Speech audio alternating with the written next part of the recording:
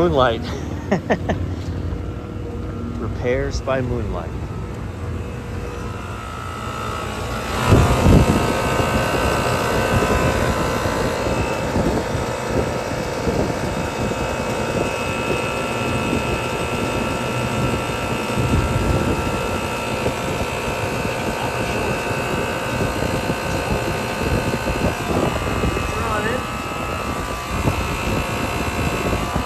Cake freezer. This unit has been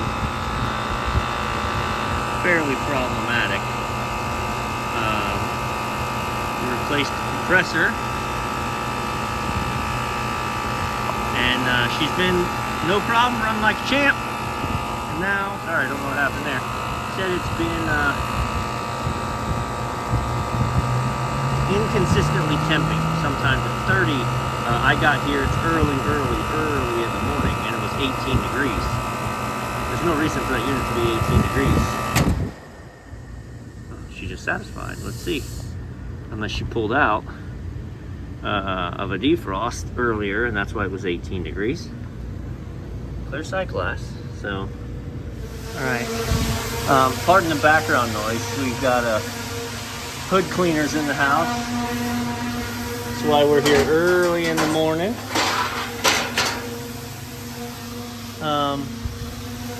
Yeah, so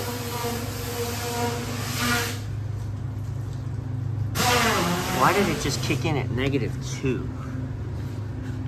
That's gonna be a thing. Except for -6.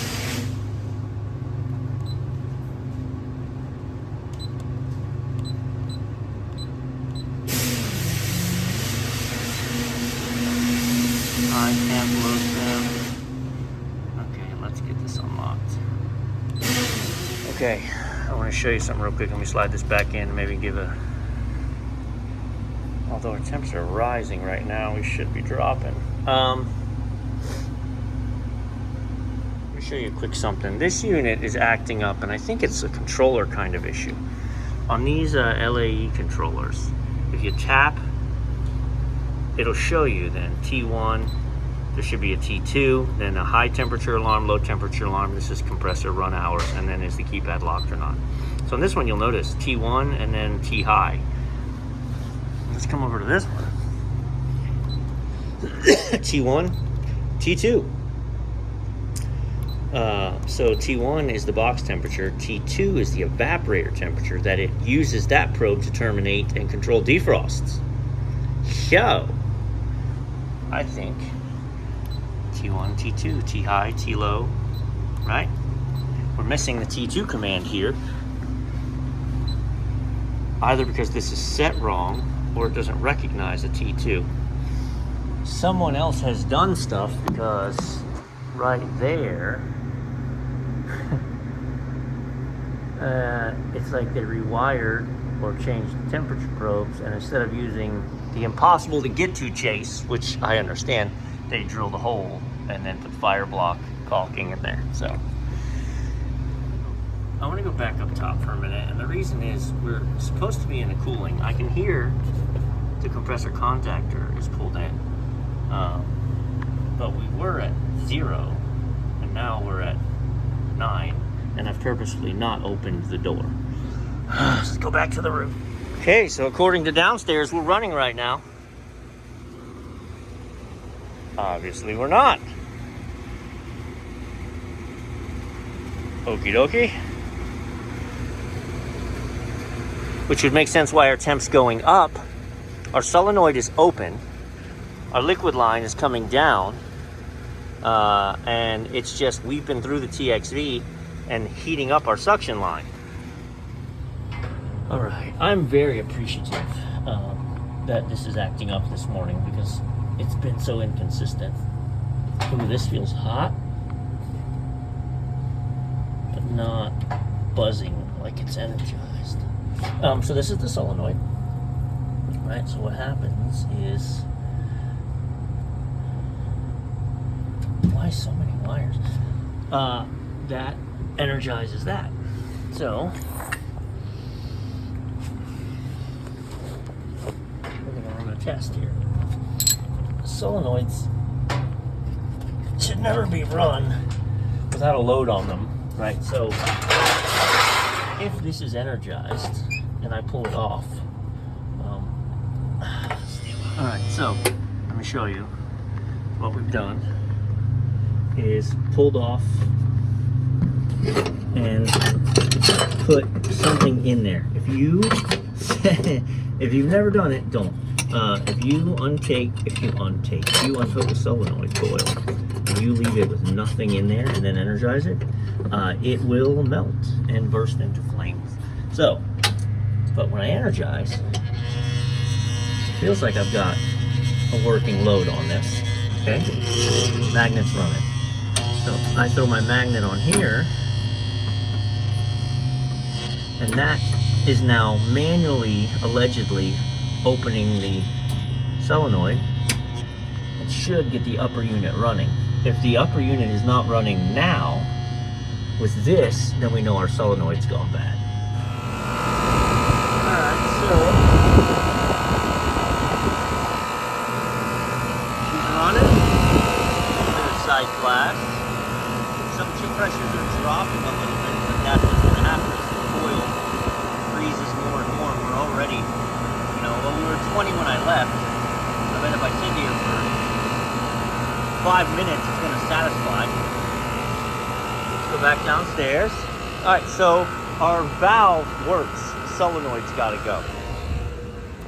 The coil, right? Not the valve itself, but the solenoid coil. I think I said when we came up, if it's running, we got a bad solenoid. Well, I meant the solenoid valve.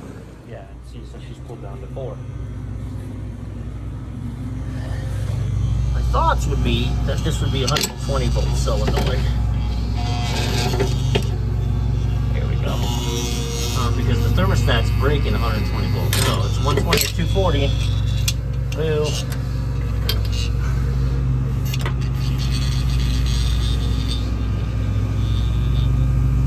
Now we got to go backwards on the wiring and see, because I know the thermostat's only breaking one leg, but maybe it's sending another leg to it all the time. Stand by. All right, it's been not a great weekend. Mentally for me, I'm a wreck. I don't know if you saw yesterday, I had a video where I was in my personal vehicle and I had my go bag with me, so I had to do a service call with just my go bag and nothing else, and that was tough. This one is better because I'm out in my van, but I left my go bag. So I don't have my primary tool bag with me. I don't have my primary meter. Now, I have my van, and fortunately, I have backup tools for everything. But don't use this a whole lot. But this is also a mega ohm meter so that we can ohm out stuff. But we're using the backup. We're connected to the solenoid leads right now. So when we fire that up, 120 volts. So it's just a 120 volt solenoid. I'm gonna pull the magnet because we're at 5 below. Right. So what I mean by that is, so you can see I'm in here. There were Wagos. So we're just 120 volts. When I pull this magnet, click, that closes. And now it's pumping down upstairs and she's gonna shut down. And again, I'm super stoked because I'm gonna have the solenoid. We're gonna get this replaced. And I finally caught it. This has been a little bit problematic the whole time, and I've never been able to catch why. Okay, these units run so low pressures, it's hard to manage them. Looking at, I was trying to adjust the differential a little bit, and look, anytime I adjust the differential, it bounces. Yeah. Like it just bounces like crazy. I don't think this is going to pump down properly.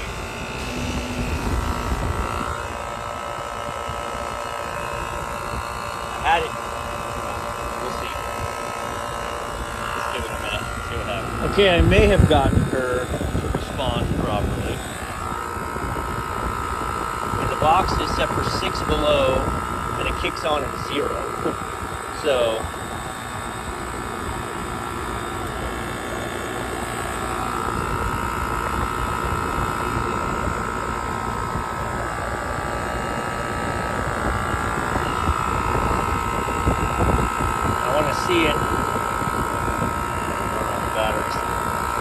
pump down and turn off again. Alright, she's pumping down. I have it literally set to pump down at flush.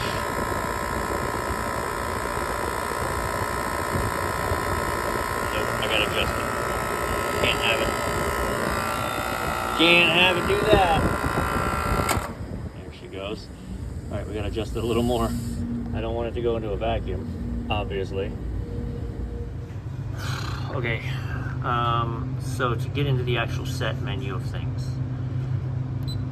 Oh, I was holding this down, I was trying to, right, so this is how you change your set point. It wouldn't let me, so now for example, it won't let me go above 4.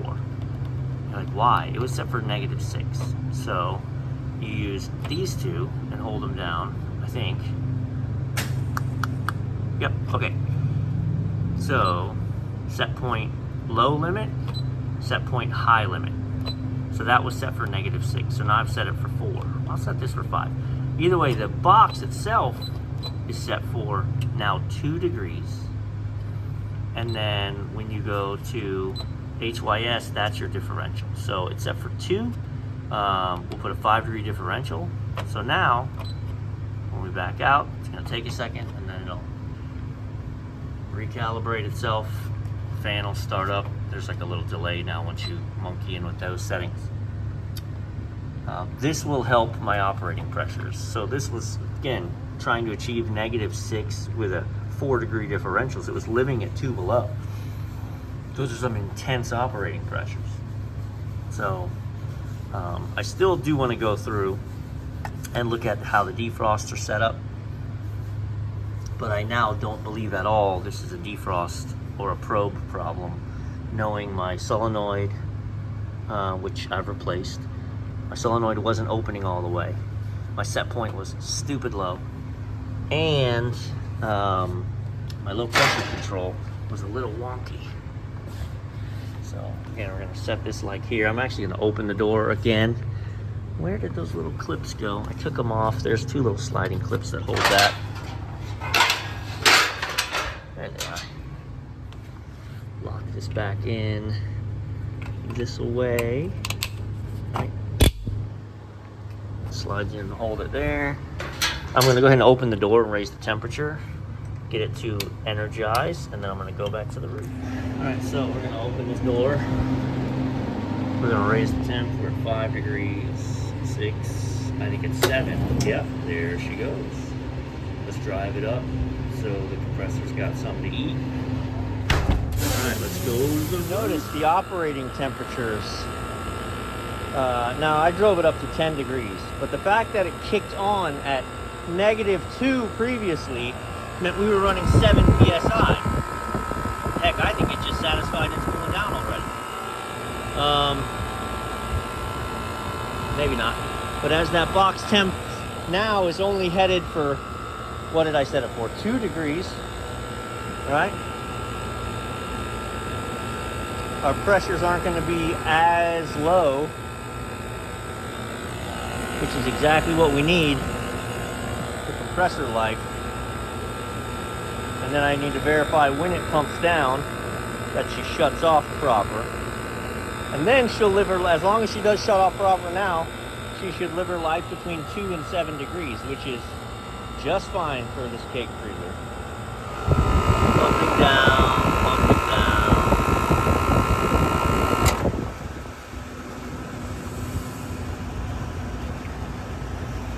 It's low, man. I'll take it for a Sunday morning, repair.